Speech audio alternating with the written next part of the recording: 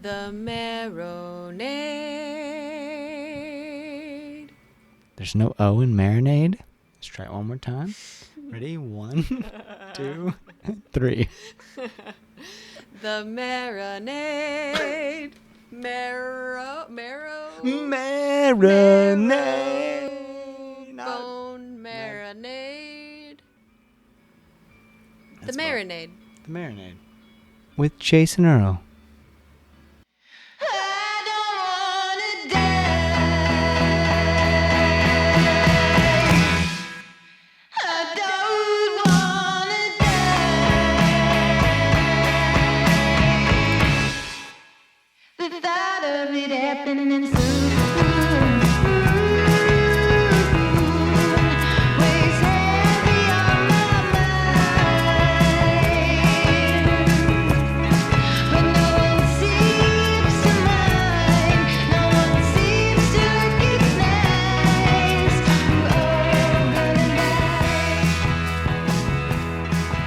Welcome to The Marinade with Jason Earle, a free-flowing conversation about the creative process with creative people. This is episode 81, and our guest is Sophie Sputnik of Waltzer. Waltzer's album Time Traveler came out earlier this year, and it's one of my favorite records of 2021. Sophie and her collaborators have also teamed up to create the wonderful and wacky variety show Waltzer TV that has included Marinade friends Erica Winterstrom, Kevin Kinney, the Colonel, as well as folks like the great Patterson Hood, Daniel Pujol, and so many more amazing guests. It's part comedy and part music. It's so much fun, and I highly recommend it. You can find Waltzer TV over on YouTube. This conversation was a blast, y'all. I am so excited to bring it to you. We laughed more than I have in a podcast conversation in a long, long time. Everyone, it is my honor to present my conversation with Sophie Sputnik.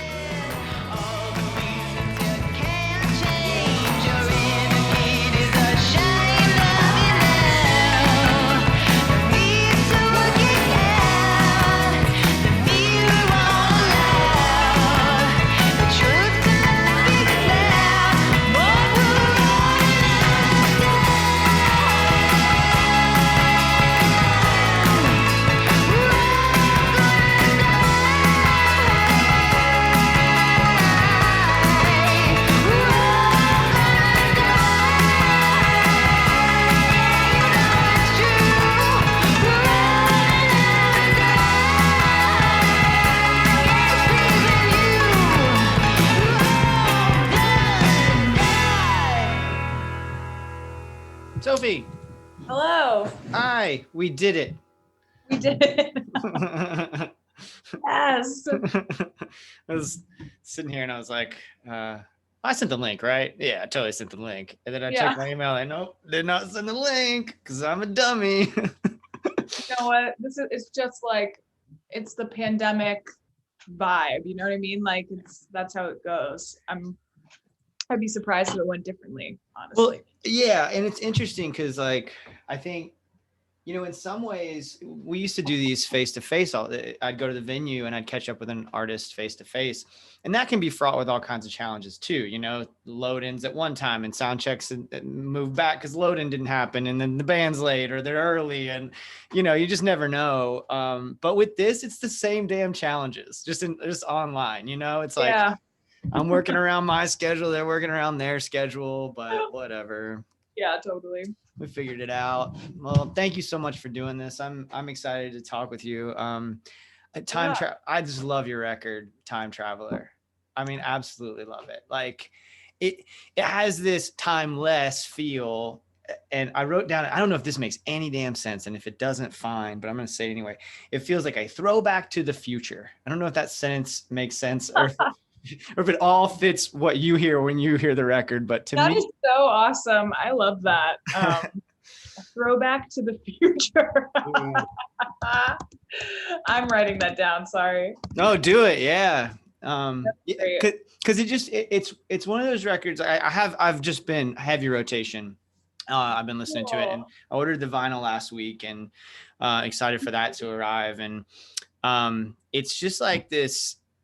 it again feels like something that could have taken place anywhere, but it doesn't sound like anything. Does that make sense? Doesn't sound like anything else.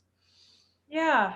Yeah. I really appreciate that. And I like, that's a really cool thing to be said about the record. I think I maybe feel the same way about it. Like Cool. now hearing it all finished. And I think that's because a lot of different crazy things were put together to make it that probably wouldn't have been if a lot of circumstances didn't happen. Like I think we did a remix of it, and that probably wouldn't have happened if the pandemic didn't happen. Mm. So I think it was just like there was just a lot of circumstance that was in this record, and then also just like writing the songs in Florida, years ago for a different project, and bringing them with me to Chicago, and just like there's just so many different, I don't know, so many different lives and people and stuff. So I think maybe that's why it kind of has like a mixture. That's great. Yeah, I think everything you just said is probably another reason why I can connect. I'm in Orlando, and I grew up in Ocala. Are you familiar with Ocala? A little bit. I'm Central. like very southern Florida. Yeah. person. Yeah. Different world. I did live in West Palm for a little while. My first semester in college, I went to school down in West Palm, but and spent a lot of time in South Florida. But Jacksonville shirt. yeah. Thing right now. Yeah, for sure. Huh? Florida pride. Yeah, right. So much of that.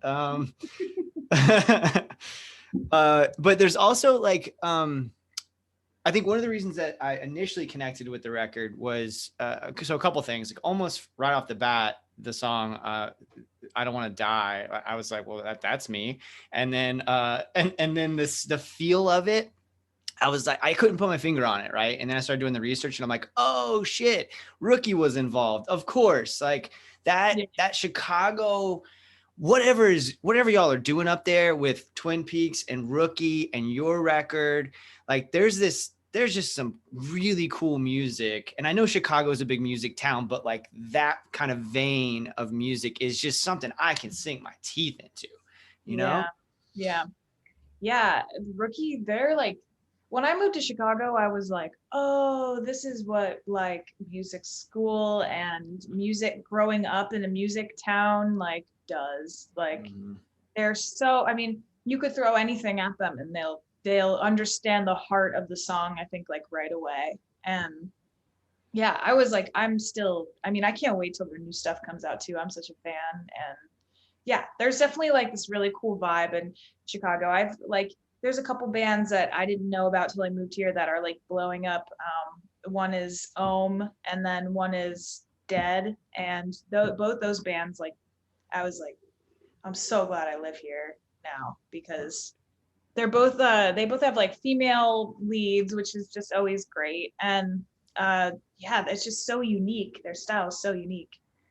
Cool. I'll have to check those out. Yeah, you'll really like them. If you like Twin Peaks and Rookie, you'll definitely like nice. them a lot. Very nice. So when the songs for Time Traveler, if they're several years old, and then you rework them in different ways, are all of them that old? And are you? I guess my real question here is like how you hold on to a song like that and not and know that not to give up on it. Know that like this is gonna be a thing. I think songs that I still enjoy playing, I know still have some life to live in them. Like there's a bunch of songs that I wrote, 7 to 10 years ago that I can't remember. Or sometimes I just remembered a song the other day, and I went to play it on the piano, and I was like, oh, this is awesome. And then I listened back to it, and I was like, that song sucks. Don't ever play it. Like that does not make it.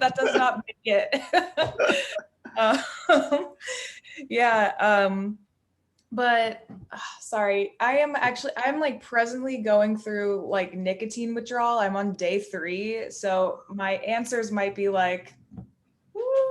Oh, good. I mean, good for you for kicking it or trying to kick it. I hope you do. It's tough. I look like I'm detoxing right now. I'm like looking at myself. I'm like, whoa. Thank God this isn't like on TV. No, we're live streaming right now. Oh, okay, great. We're not live streaming. That's awesome. I'm like, cool. I wouldn't do that to you.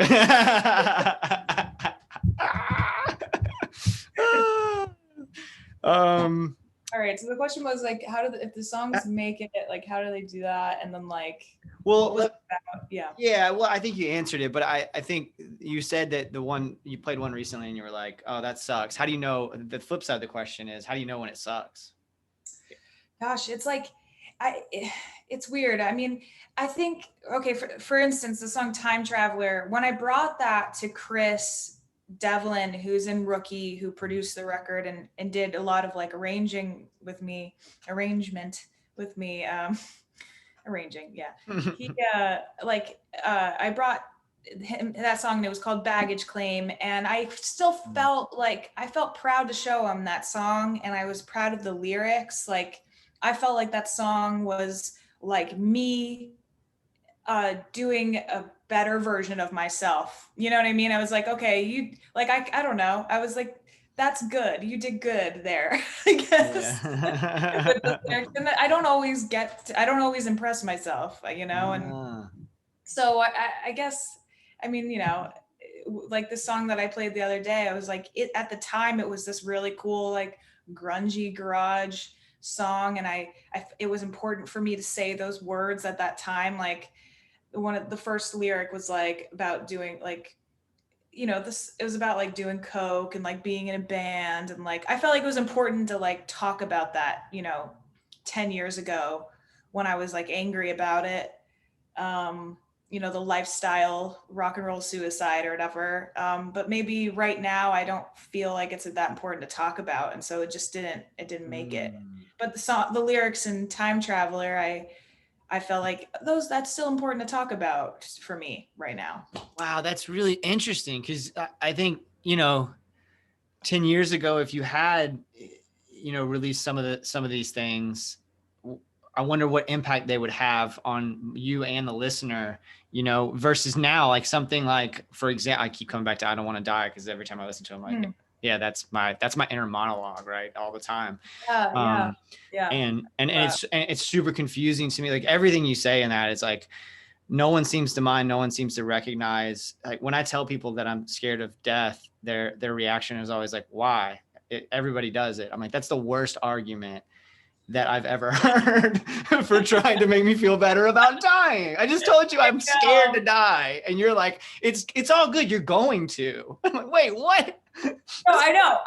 I totally get it. I'm like, I actually was sad this conversation the other day. I was like, I don't really think you get it though. Like you have no idea what that means. Like you think you might know, but you really don't. I mean, it's you can't relate anything to it in your life. When it happens, it's like, I mean, it just, there's no words for it. It's so much bigger than I think people like really realize, but at the same time, I don't want us to be walking around like obsessing about it, but it's like, yeah, no big deal. Just someday you might dissolve, like, and everything that will disappear. And it's like, all right, I'm going to go to the grocery store now. I really do struggle with it. And actually that's one of the reasons why I'm like trying to quit nicotine, because I'm a hypochondriac and like, every day I would, you know, I was like juuling because I used to smoke a pack a day for years.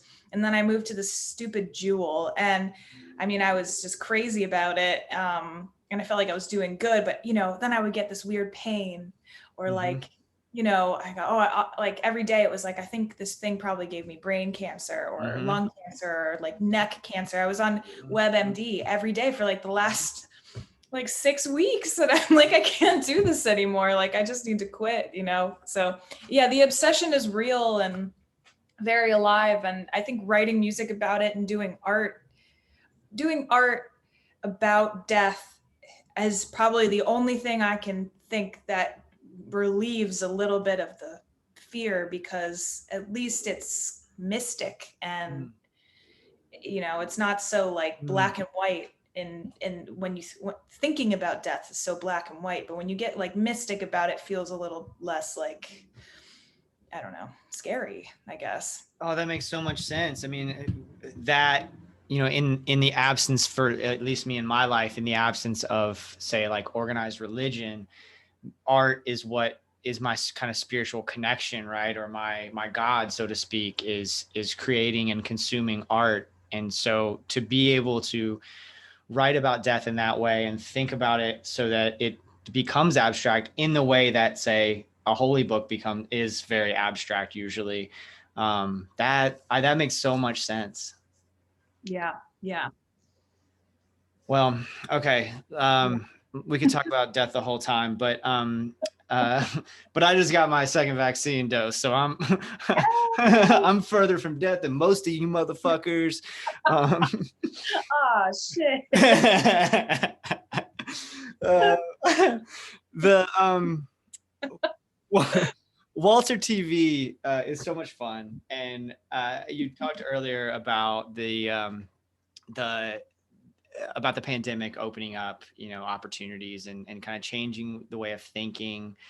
Can you talk about how Waltzer TV came about? And then my follow-up is going to be, and I can come back to it if you get lost on a nicotine withdrawal trail. But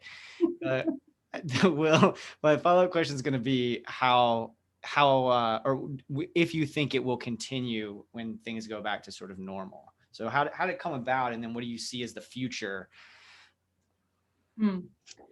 Okay, so it came about because I had a show at the Hideout, and then the pandemic happened, everything shut down, and the Hideout in Chicago was like a brilliant venue, and they just adapted, like boom, like that, and next thing you knew, they had this like whole online thing going, like faster than any other venue I hadn't seen, and they were like, okay, your show's online now, you have 45-minute slot, do something.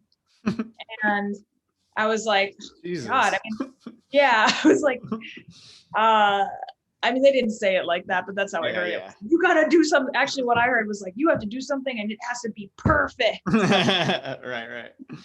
Or you'll die. Yeah, exactly. This is your last chance.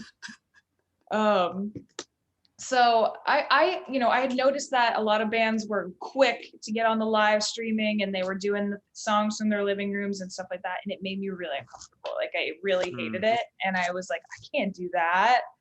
I'm not going to do that.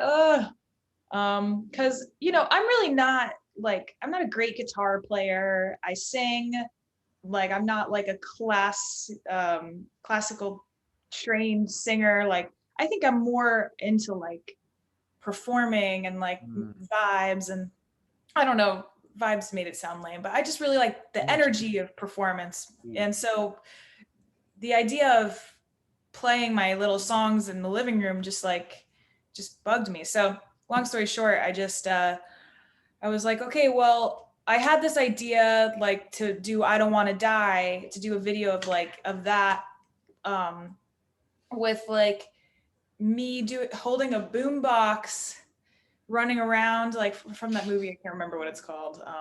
What is that movie called? It's called. Oh my gosh, this is so embarrassing. I'm gonna edit this. It's Not to Die For. I keep wanting to say no. It's called. I'm gonna. I know. I'm picturing the scene and everything. Say anything. I was just gonna say anything. I wish I said it. Sorry. No, it's my fault, not yours. I mean, I'm talking about it. I should know. Yeah, just so I had this like image of me running around the city holding a boombox like up to people, because at that time everything was on lockdown. You couldn't see anybody. So I thought it'd be cool if I was like holding it up, playing the song to like my friends. And then I don't know, from that, I did like the claps with like gloves on, because like at the time we were all wearing gloves and masks and all that stuff. So like, I just want to do like a pandemic show. I don't know, because I the only way to deal with it, the complete and fear was to make fun of it. And my next door neighbor Robert. This is a long story. Sorry, I'm like cutting it. No, I like it. That's good. Okay. Robert Salazar, he's a really good friend of mine. He like does comedy. He like went to school for like theater and stuff. So I was like, hey dude, like help me with this. And I was like, I have one idea, and it's just that I'm gonna come to your house and talk to you while you're in the window, and you're gonna be talking to me, and you're gonna be like eating a sandwich. And as you eat the sandwich, all the crumbs are gonna fall on my face. And that was the only scene I had other than the song. And he was like, cool, let's do it. And so then we got all these other bands involved because I'm like newish to the scene, and I was not going to be headlining at the Hideout. So I just got a bunch, I got Andrew Saw and Burr Oak and like a bunch of other local bands. And it ended up kind of having this like community vibe to it, and it was just so fun.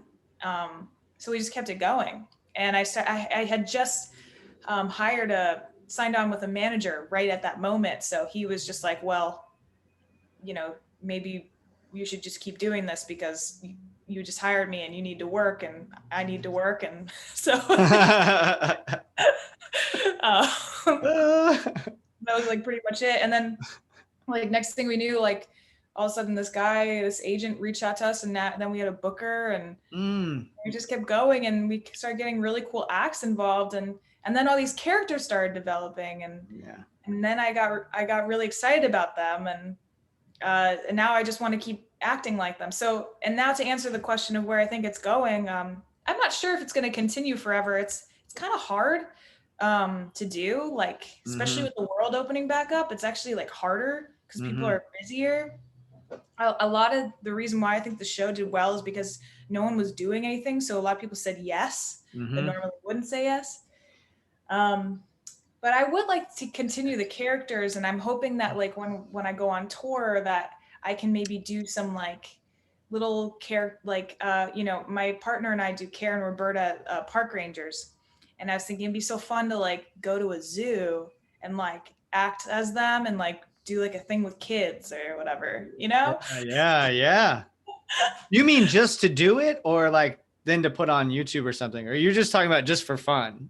No, I actually mean like, yeah, like put it on YouTube and like talk about, our show. Like if we have an anchor performance in that city, like kind of use the characters as like, and bring them to the city. Yeah. And just kind of do like I don't know. I mean, I've never done anything like that before. I'm not like an actor, but I still think it just would be fun, I think it would be super fun to bring it to the stage too. I think it'd be fun to like play your set, but at the beginning and end, maybe so you don't break up the flow of the set. Or maybe throughout there's little, there's people that make that work really well, and you're getting a lot of practice at it now. And you're getting a ton of practice. You've already had a ton of practice. So thinking about what that looks like on stage sounds really dope to me. Dude, I agree. I mean, I was having this dream for a while that like we would tour the show in like the house that it all takes place in. My idea is that it's like this big DIY like house, and like it eats all of the bands that play inside of it. And I thought it'd be so cool to like tour this house around and have it like eat bands all over the country. So it's like I dream about these things, like, but I think everybody's vibe right now is like, let's just see like what the industry is gonna do, and like what's even gonna happen in the next 6 months, like. So I'm just kind of like taking it easy, I think that's another great question, because I think so from my perspective, I mean, the pandemic has just been good for me. Like I hate that it hurts so many people, but I'm lucky. I'm just super lucky. I got a promotion on my day job. Like I got a new job is what it was, like a dream job. And I wouldn't have been looking if not for the pandemic, because I was happy.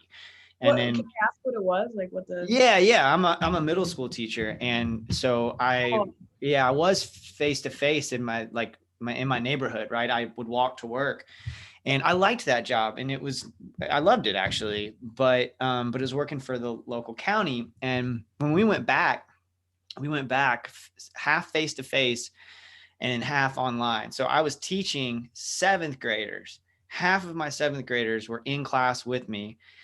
still like really kind of early in the pandemic when we didn't know, first of all, that kids weren't quite as susceptible. Secondly, that surfaces weren't the issue. And, you know, like all these things, these questions have been answered for us now that we're still up in the air.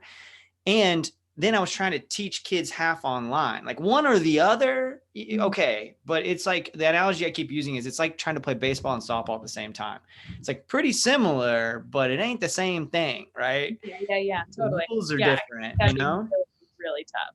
Yeah. So I started looking for opportunities, and I was like, I just want to be home. You know, I want to be home right now.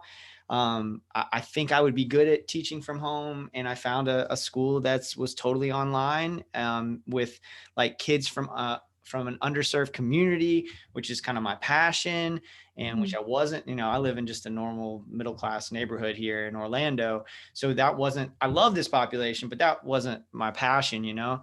And they paid me twice what the county's paying me. And just like all of these things fell into place that Sophie, I wouldn't have even thought about looking, you know, cause like I had a job, you know, it was good. I have healthcare, you know, like what more, I'm paying my mortgage. Like what more can I ask for, you know? But now that I've had this paradigm shift, and now I'm like, and the same thing to tie it back into art, the same thing has happened with the podcast, because now I think about like, I mean, within the first month of the pandemic, I had like Brian Fallon on, and I had Daryl Scott, and I had like all these just Michael McDermott. I'm talking about Chicago folks, like all these just heavyweight songwriters. And I had amazing guests before, right? That's not what I mean. I just mean that like all of a sudden I went, wait, I could just like set up a time convenient for them on Zoom. Why haven't we thought about this before? But nobody in the industry was doing that, right? Like you would do a phoner, but no one was doing Zoom calls, and phoners are the worst because you can't see the person's, like if I'm boring you, I can see that right now, you know, but if you're nodding and I've got you, like, she yawns. But anyway, I'm curious what music's gonna do, right? Like what's gonna happen? I'm nervous. I mean, I'm really nervous. Like I'm always, and maybe because I've always felt, I don't know, I've always been like the underdog. Like I've never really like crossed the line in any like art project I've ever done or play I've been in middle school or whatever. Like I've never really crossed the line into like, wow, all your hard work, like this is your moment, you know what I mean? And part of me is afraid. I know there's a lot of us out there like that, and not that I feel sorry for us, but more so just like, is it going to be harder for us? Because I feel like the bands that are signed and like, you know, already kind of in their thing are going to get first dibs on the shows, and we're going to just, you know, be waiting a while, I guess. But then, you know, this is the first time for me personally where I've had like a team behind me. And so I'm trying not to like worry about it too much. I'm grateful. And I'm just like, yeah, I'm not going to have no expectations. Just like, hey, maybe, you know, I know we're going to play Tree Fort, which is like huge. That's a huge, like, I can't believe it. That's huge. Nice. And nice. So, you know, maybe this year will be like not as bad as like I maybe would normally think. Like maybe I can be pessimistic sometimes. Well, that's interesting, because I like, from my perspective, as I listen to the record and over and over and over and over again, and love it and continue to love it and not get tired of it and think that it's just like fresh and exciting. And as I watch Waltzer TV and see this also fresh and exciting thing with these, you got like Patterson Hood involved, like, for folks listening to the show who are fans of the Marinade, the Colonel, who's been a guest on our show, is on I listened to that episode. That was awesome. Oh, thanks. He's got a crazy story. He's a wild dude. He's so interesting, and his music's so good. Yeah. Kevin Kinney, also a guest on the Marinade, has been on your show. Erica Winterstrom, who's just like, God, otherworldly, also been on the show. So for folks listening, if you like what I'm doing, you're gonna really like Waltzer TV, I think. And so those connections though that you've made through all of this, and those relationships that you're building with all of this, I would think are going to. So I'm going to be your positivity coach right now. So I think when you get back out there, people are going to be like, hell yeah, let's see, give me some Waltzer. That's what I think. Yeah.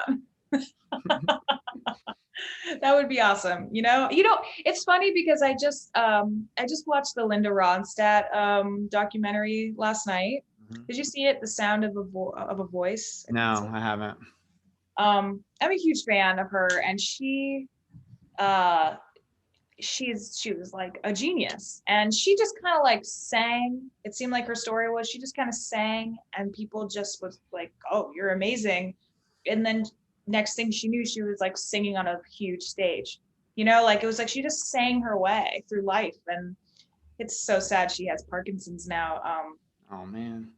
But the point of me bringing her up, I'm sorry, not to be like sad. Jeez, thanks a lot, Sophie. Yeah, and cats get AIDS too. I don't know if you knew that, but I'm immediately turning into your negativity enabler. Yeah. After that. I don't know if you want to get into climate change, but but I did. Bro, let's talk about Matt Gaetz. Yeah. Oh God. I mean, he's from Florida. Oh, so they all are. Yeah, I know, right? Jesus. Yeah, we all are. Yeah. So Linda Ronstadt documentary. Sorry. Yeah, no. Yeah, I just wanted to say that, like, it seemed like she was always kind of doubtful, but she really cared about her projects, and that kind of made me feel better, because I'm like, you know what? Maybe I'll just be like this forever, Yeah. But I do still care about my projects.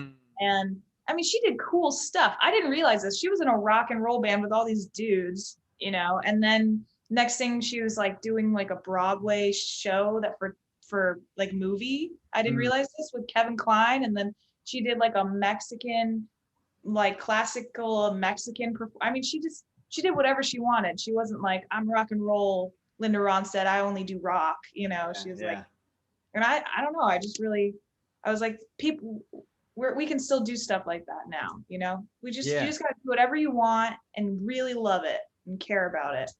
That's it. What a great lesson. I love that. That makes me so happy. Back to your positivity coach. That makes me super happy. Like, because I've been reflecting on a similar concept lately, and that, because I would do this podcast work if two people were listening, right? Like that, I just love it. Like I love conversations like this. This one is an all-time favorite already. Like I'm having a blast and I'm learning, and like I'm growing, and that tends to happen. I mean, and this week I kind of really booked myself hard because I had a flexible schedule, but each conversation has been so enriching. And it's a product that you work so hard on, but then you just give away. And I'm not in it for monetary reasons. That's not what I mean. I just mean that it's like I have to keep sight of the fact that sometimes, because it is so much work, sometimes I have to bring myself back to be like, man, you're making a lot of people happy with this thing you create, and that's worth a ton. And then there are people who financially support the show. I know you've got a Patreon, right, for Waltzer? Yeah, I just started it. Yeah. Okay, cool. Congratulations. I love Patreon. And I just had a new patron today. Shout out to my good friend, Josh Crum. And just every little bit, like the fact that people will financially support this thing that you do, that is your art that you love, is just so exciting. And it shouldn't remind you that people are also enjoying it who maybe either can't afford to, or aren't going to support it financially, because that doesn't matter. Like, I still want people to listen and enjoy it and grow from it. But it's sometimes difficult with art to try to like understand and keep in your head that like you're creating this thing that's making people happy and that's impacting their lives. Yeah, totally. I know it. I get it. It's like, you want to just do it for all the right reasons. You don't want to rely on the reaction. But it can get, I have had times where like, you get burnt out maybe. Mm-hmm. Like I think that's like maybe something that's kind of coming up is like, it's like, you need to get, if you can get like a flow situated, especially financially, it really does help the burnout from not happening, which it's like, you can get, I mean, for me personally, I mean, even with Waltzer TV, we did the time traveler movie and we were like, oh, we can't do this. Like sleep. It's a lot of work. There's a lot of work that goes into something like that. Yeah. And it's like, and burnout is the worst. I mean, that's the thing that can actually really end projects. And that's the biggest goal, is to just not end the project, no matter what, just keep it going and keep loving it. Like that's the goal.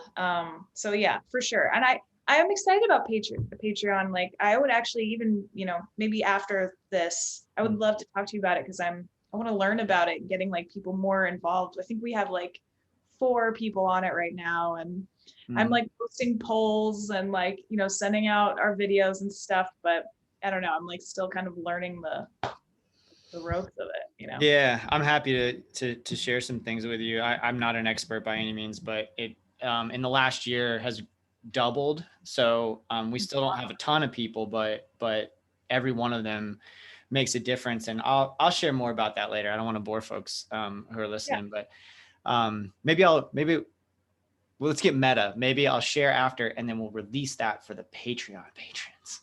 Ooh. Yes. Talking Patreon. And I'll do that too. I don't know. I don't know. But so you faux yawned earlier when I was talking about being bored, and I had you riveted, obviously, but you faux yawned. And you, in a few places I've read, you've been quoted talking about like getting bored and how you're easily bored, I think is, and if that's not fair, then please correct me. But I wonder how much you think about that and what you do to sort of stave off that boredom. Man, yeah, I'm like, shoot, I probably did say that a lot. A few places. Oh my God. It's on the internet. Great. I think, that is a huge problem of mine, honestly. That's why I have a tendency to go really hard on if I'm drinking or doing anything like that, I go pretty hard. So I really try not to do anything like that because I'm all about like the energy and excitement, and chaos. Yeah. So I do get bored. I also like I have bad focus problems, like that I'm coming to terms with, that I'm really trying to work on. My whole goal in life is just to be able to sit here and not be anywhere else but here. That is like all I want, and I'm really working on it. But what do you do to work on it? Well, I'm trying to quit nicotine. That is like a huge one, because if I'm smoking something, it's like right now I'm just waiting for this to be over so I can go smoke like my Juul or whatever. Right. So that doesn't help. But I've also started like meditating and doing yoga. Like I'm in my 30s. Like it's like time to do stuff like that. Yeah. It does help. Yeah. I was just talking about how I'm out of practice with yoga and I'm 40, and like what a difference it makes when I'm practicing regularly, and how when you're in the habit, it's its own form of sort of addiction, where it's like I can feel if I miss a day and I want to get back to it. Same thing with meditation. Yeah, no, totally. I just took a breath. That wasn't a yawn. I was like, oh God, he thinks I'm like bored now. Yeah. I wrote that down, actually. I wrote, bored at 38-minute mark. That's so funny. Somebody the other day was like, she was like, I don't meditate. I just like for 2 minutes set my timer on my phone and breathe. Yep. And I'm like, that's meditation. brilliant. Yeah. Yeah. That is meditation. Yeah. It's meditation. That's it. And people get like so heady about it, just like, no, just breathe. Mm-hmm.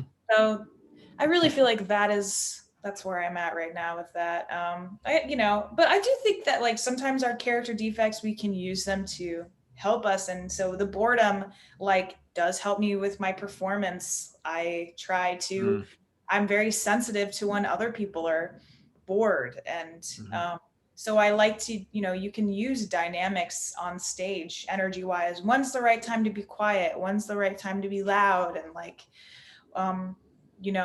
is this like, if I look at the audience right now, will that be meaningful? It's not like I'm thinking these things at the time, but those are things that I've thought about. And I feel like maybe that's a sensitivity to just how energy, Wow. Yeah. I like that a lot. That's one of the questions that I was going to kind of ask you about was the performance part and how much you think about that. That's a great answer. The idea that's great. I'm not going to even push that. This has been such a pleasure. Thank you so much. We usually end on what you're getting down on. You mentioned a couple of bands. What art has you inspired right now? Music, books, films. It could be a painting you saw. Okay, cool. Shoot. So, okay, my buddy Robert has been getting me into like comic books. I literally just finished, this is not cool, but I just finished all of the Marvel movies, the Avengers. Finished them. So inspired, like loved it. Nice. Huge fan now. Starting to read comic books. I just read this one called Stray Dogs. It was really great. It's like really cute. Music wise, I just have to look. Yeah, no sweat. I'm gonna grab comic books while you're doing that. Okay, cool. Music wise, I want to just do like a little shout out to my friend Woes. He just came out with the song Passport. And he's from Chicago. He's an amazing rapper. I think you should. Oh, he was on your show, right? Yeah. Yeah. I really think he's gonna like blow up. I'm really excited about him. Yeah. Okay. Cool. I'll listen to more of his stuff and then reach out to him. Yeah, dude. I really liked what I heard. It also, I don't know if you've been listening to music for a while. Like, I feel like because you live in Orlando, you've probably heard some bands that have come through to that one spot. Will's. Oh yeah, I love Will's. Yeah. I miss Will's. Yeah, me too. That was a great spot. I saw Sloth Rust there, and I'll never forget that show. It was amazing. Nice. But I don't know if you listen to Mr. Clit and the Pink Cigarettes. You should. Okay. Check them out. I think you'd really like them. Nice. And then check out Ohm. Obviously, just amazing. So that's great. Awesome. Yeah, I missed the hell out of Will's. I would say before the pandemic, at least. Now it's changed, but I would say at least 30% of the first 50 episodes of the Marinade were recorded outside of Will's. Wow. At least, maybe more. Little Indies, I don't know if you were there when Little Indies was open, but it's adjacent to Will's. It's a little cocktail bar. It hasn't been around very long. 5 years. What was there before? I don't know. It was like this guy. It was like a name. I played there, right next to Will's. I played Will's, and then it was like, I want to say, I don't know. You're not thinking of Uncle Lou's, are you? Did you play Uncle Lou's? I think that's Uncle Lou's. Yeah. That's down the street a little bit. That's down the street. Okay. It's still there. That's cool. That would be fun to see you at Uncle Lou's. That's a wild place, man. Yeah, that was my old band. It was pretty wild. That's a wild place. I think I've only been there once, and I was like, man, I'm too old. I don't know if I can hang here. No, Indies is this really cool little cocktail bar, unpretentious cocktail bar right next to Will's, in the same vein as Will's. If Will decided to, have a fancy cocktail bar, right? So there's local art on the walls. My partner Chris, her art's been displayed there a couple of times. She's had a couple of shows there, and Um, and then they have live music too. There's a tiny little stage in the corner, and just the first part of the Marinade, I was just reaching out to people that were playing Wills, basically, and it was sort of born out of Wills in so many ways, which is exciting. This is obvious, but have you read Watchmen yet? No. Oh my God. Read Watchmen. Okay. Should I read it and then watch it, you think? I think so. So you haven't seen the series either? No. Okay. So I would say consume it all. Okay. I would say read it first and then watch the film and then watch the show. The show is maybe my favorite television show that has ever existed other than Chernobyl. Like, it's one of my top 5 favorite shows ever. I can't watch Chernobyl. I can't do it. Oh God, it's a lot. But it's brilliant. I mean, it's just perfectly done. But but nothing's gonna top this. And just heads up, this is gonna ruin all comic books for you. Really? That's what I think. I still read comic books, but like, this is the pinnacle. So I think that, and I think a lot of people would agree with me. But as far as series go, this is called 100 Bullets. Okay. It's kind of intense. But the premise is there's like, gosh, it's been so long since I've read it. But basically there's like, you know what? I better not try and tell you the premise without, I'll have to edit this one out. Because I'm going to fuck it up. But anyway, it was great and I loved it. There's like 10 volumes to it. And I highly recommend. And it's like the Avengers, but its own thing kind of thing, like 100 Bullets, like Watchmen is its own thing, or no? It's just like, okay. Yeah, it's its own thing. Yeah. Okay. Yeah, it's its own series, 100 Bullets. There's all these wild characters. A lot of it takes place in Miami. Cool. Yeah. It's the writing is great. The artwork's really cool. It's not a lighthearted read though. Just heads up for that. Okay. Good. Yeah. Good. All right. Well, Sophie, thank you so much. If you want to stay on for a little while and talk Patreon, I'm happy to do that. But I just want to thank you so much for your record, for Waltzer TV, for your time and energy today. I'm really grateful for this conversation. Likewise, dude. I love your show, and yeah, it was really I love when conversations go like this. Like it means so much to me. It just felt so easy. So awesome. Good. That's the goal. That's great. Good. Cool.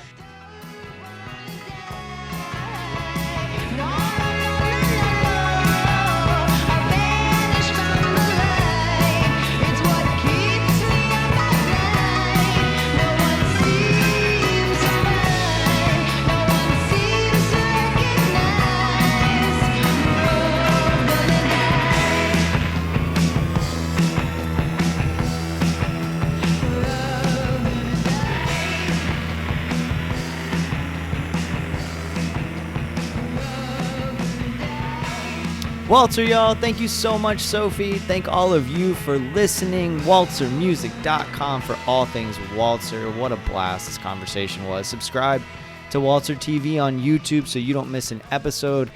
And while you're over there, subscribe to the Marinade. Do the same on your podcast app. Leave us a 5-star review. Follow the Marinade on Twitter and Instagram. Tell a friend about the show. These are all free, simple ways to help us out.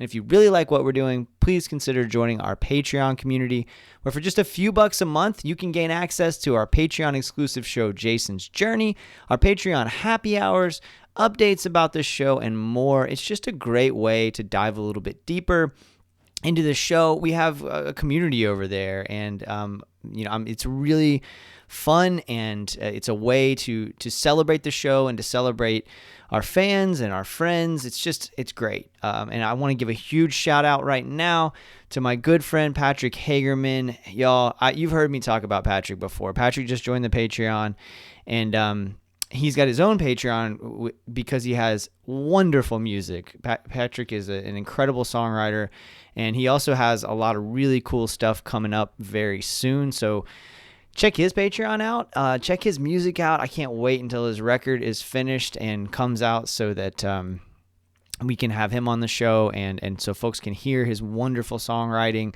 He's just a great friend and a wonderful songwriter. So shout out to Patrick. Y'all, if you sign up for the Patreon before May 2nd, you'll have a chance to be part of our first ever quote unquote live podcast. Our friend Seth Walker has agreed to chat about his book, Your Van is on Fire, which you've heard me talk about on the show. And patrons will not only get a chance to kind of observe how the sausage is made, but also jump in and ask questions. I'm going to have kind of a Q&A with Seth at the end. And then we're all just going to hang and catch up. Our Patreon happy hours are something that we started, I guess, not quite a year ago now. And it's just a fun way to connect. We get on Zoom and we just hang. It's just a fun hang and talk about art and life. And we've all kind of gotten to know each other. It's one of those unintended consequences of the show that I made friends through the show. So it's super fun. I highly recommend it. For as little as $2 a month, you can join our Patreon. I'm really looking forward to next weekend. And, if you can swing it, awesome. If you can't, if you're not in a position to contribute financially, I totally get it. All those free things I mentioned before are a huge help to the show. And above all else, just thank you so much for listening. The other thing I wanted to mention before we get to the return of what I'm getting down on is that I'm trying to get rid of all the old merch, y'all. I have 3 black and white Marinade hats left. Just 3. Black and white trucker hats by Dome Hats. That's it. And then they're gone. I do not anticipate ordering any more. I want to go a different direction with some merch ideas. And I need to get rid of this stock before I can worry about that. We also have and those are only $10 over on marinadepodcast.com/store. We also have some shirts. I'm almost out of shirts. We've got 1 XXL, 2 larges, a medium, and 5 smalls. And once those shirts are gone, they're definitely gone. My shirt guy moved, and those are one of a kind shirts. So it's not going to happen again. Once they're gone, they're gone. And I'm just putting them up for $5. I mean, plus shipping on both of these, by the way. But you can't beat it. If you got somebody who wears a small, there's 5 of them left. They're only $5 plus shipping. It comes out to about $11 total. And then, like I said, 1 medium left. And once it's gone, it's gone. No more mediums. 2 larges and 1 XXL. So if that's you, grab it. $10 for the shirts, $5 for the shirts, $10 for the hats. And then we've got some cool stuff coming. So I'm excited for that. I'm excited to order some new stuff and have some new merch made. All right, y'all.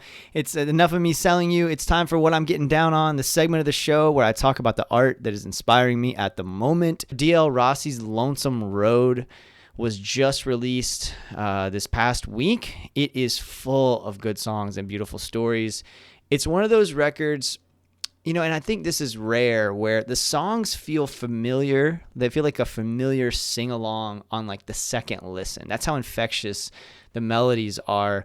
He clearly has his head around how to write a hook, but also how to devastate in the verses. There's no wasted time or space on this record. There's just really well-crafted songs, and I've listened to it 10 times over the last couple of days. I just keep coming back to it because it's hitting me that hard. Beautiful, beautiful songs, really wonderful stories. Lonesome Road, D.L. Rossi, check it out. I started watching the show Them on Amazon Prime. One of my middle schoolers turned me on to it, which is, hey, I'm not one to judge parenting. I don't have a kid, but it ain't for kids. So I was kind of surprised when I started watching it. But this particular kid's a pretty mature individual. But it's a spooky show, and it really takes on race in America. We got to keep having those conversations, y'all. We got to keep having those conversations. The Chauvin trial, thankfully, came out the right way, but that doesn't mean systemic racism dies with that verdict. So let's keep those conversations coming through art and through just confronting each other about things and having those conversations in our personal lives. I recommend the show Them. Also, after my conversation with Todd Snyder, whose record, First Agnostic Church of Hope and Wonder, by the way, came out last week, and as I've said before, is a masterpiece. It's unlike anything I've ever heard. Anyway, my conversation with Todd, which is it's been the best received podcast episode I can remember. I mean, just I haven't received this many messages and, emails and just, people sharing on social media. I don't think we've ever had an outpouring like this. And so thank all of you so much for spreading the word and for listening. I'm really proud of it. I think it's wonderful. I think we did a great job. It came out. I'm not sure I could have done it any better. I like, as far as my effort and what it came out to sound like. I'm really proud of it. And so thank you so much for, also loving it and also spreading the word about it. But that conversation with him got me going back into all kinds of stuff, but specifically Colonel Bruce Hampton. As you guys know, Colonel Bruce was on the show. He's like the patron saint of the Marinade, I swear. I feel like I talk about him and Guy Clark more than just about anybody else in the context of this show. Colonel Bruce made a film right before he died called Here Comes Rusty. I think it came out in 2016.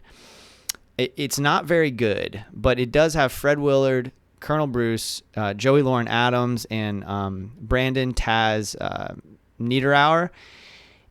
The film, like I said, isn't all that great, but watching it, it's worth watching just for the tender moments between Colonel Bruce and Taz. And if you remember back the conversation with Todd, and if you've done any research on Colonel Bruce's passing, Taz was the one who Colonel Bruce kind of passed the torch to on stage right before Colonel Bruce died.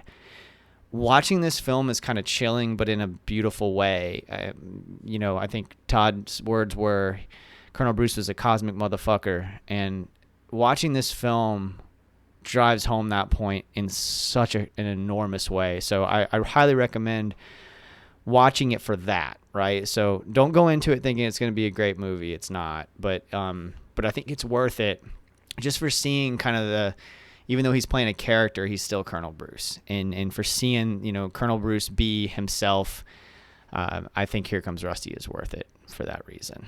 Y'all, thank you so much for listening. Until next time, go out and create something. Cheers, y'all.